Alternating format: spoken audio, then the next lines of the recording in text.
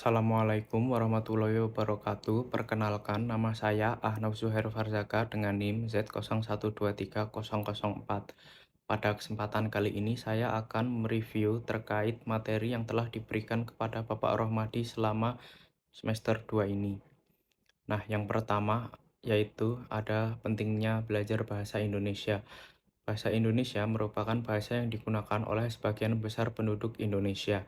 Dengan demikian, pemahaman terhadap bahasa ini sangat penting bagi setiap orang yang tinggal di sini. Bahasa Indonesia juga merupakan bahasa yang digunakan untuk mempersatukan orang-orang di Indonesia. Menurut sebuah penelitian, bahasa Indonesia juga menjadi bahasa yang paling banyak digunakan di Indonesia. Dengan demikian, kita harus mempelajarinya untuk bisa mengikuti perkembangan dan perubahan yang terjadi di Indonesia. Pemahaman terhadap bahasa Indonesia juga akan membantu kita dalam berbagai hal, seperti dalam memahami berbagai isu yang terjadi di Indonesia. Kita juga akan lebih mudah mengakses berbagai informasi tentang Indonesia jika kita memiliki pemahaman yang baik terhadap bahasa Indonesia. Selanjutnya, ada fungsi belajar bahasa Indonesia. Lambang identitas nasional, fungsi bahasa sebagai bahasa nasional adalah bahasa Indonesia yang mempunyai nilai-nilai seperti sosial, budaya luhur bangsa. Dengan adanya nilai tersebut mencerminkan bangsa Indonesia yang menggambarkan ciri khas dan karakter bangsa Indonesia. Oleh karena itu, kita harus menjaganya. Jangan sampai ciri khas kepribadian kita tidak tercermin di dalamnya, dan perlu dibina rasa kebangsaan terhadap pemakaian bahasa Indonesia dan mempertahankan bahasa Indonesia sebagai lambang kebangsaan nasional. Selanjutnya, ada pemakaian bahasa Indonesia dalam berbagai konteks. Pemakaian bahasa Indonesia dapat ditemukan dalam kehidupan sehari-hari. Pemakaian bahasa Indonesia sering digunakan dalam berbagai konteks sosial dan masyarakat. Dalam konteks ini, bahasa Indonesia digunakan seperti untuk percakapan, berbincang, dan komunikasi sosial.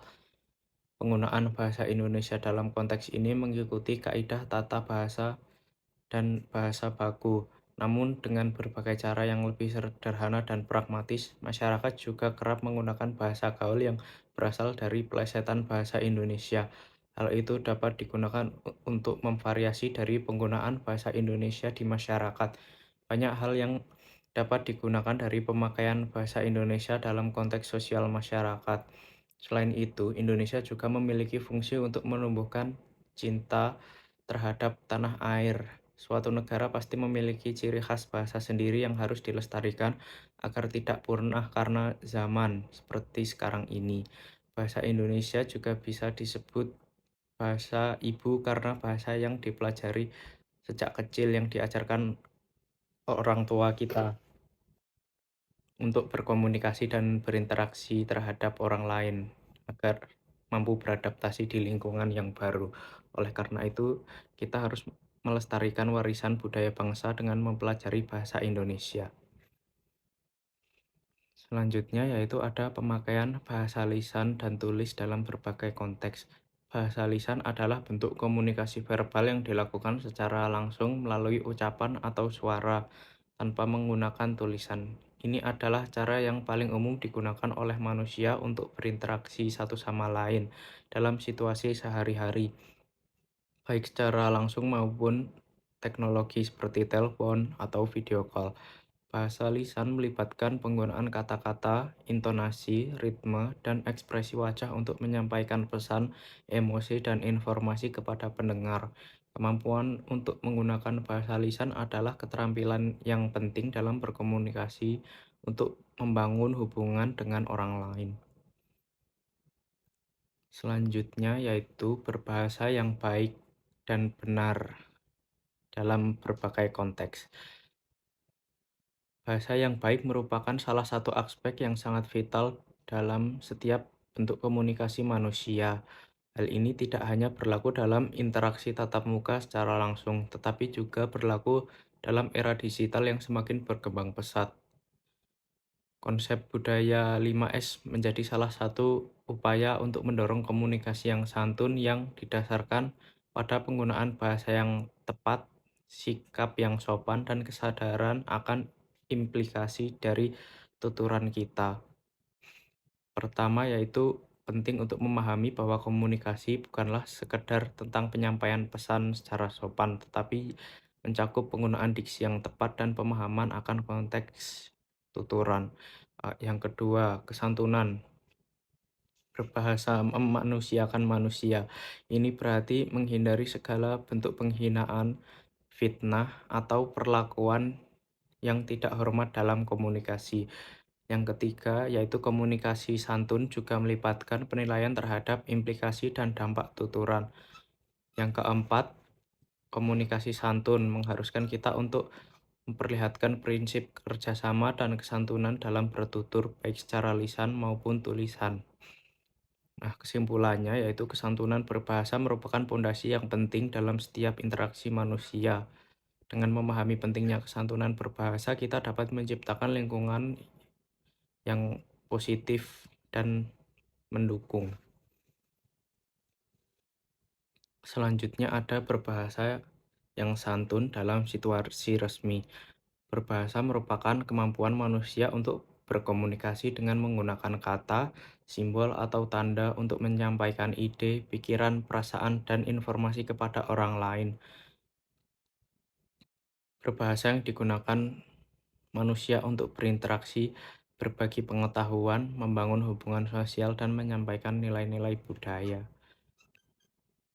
Penggunaan bahasa yang santun dalam situasi resmi sangat penting karena mencerminkan profesionalisme, menghormati norma sosial, dan memfasilitasi komunikasi yang efektif. Selanjutnya yaitu berbahasa yang santun dalam situasi normal. Berbahasa santun adalah kemampuan atau tindakan menggunakan kata-kata dan ekspresi secara sopan, hormat, dan menghargai dalam setiap bentuk komunikasi baik verbal maupun non-verbal.